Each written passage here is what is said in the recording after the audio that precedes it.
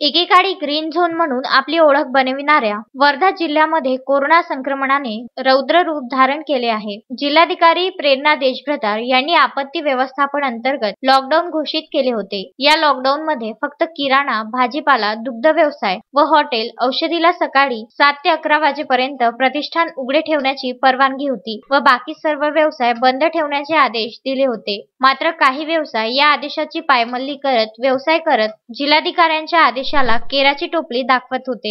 अशातच पुलगाव येथील भगतसिंग चौकात राजधानी किट्स कलेक्शनला 7 मे रोजी पुलगाव पोलीस निरीक्षक रवींद्र गायकवाड यांनी सील केले असून आपत्ती व्यवस्थापन अंतर्गत गुन्हा नोंदविला आहे। वर्धा जिल्ह्यातील वाढत असलेल्या रुग्णसंख्यांमुळे 8 मे ते 13 मे पर्यंत आता संपूर्ण लॉकडाऊन लावले असून जीवनावश्यक वस्तूचे दुकान सुद्धा पूर्णपणे बंद ठेवण्यात आले असून फक्त होम डिलिव्हरी करण्यास परवानगी आहे। अश्विन शहा, विदर्भ न्यूज, पुलगाव।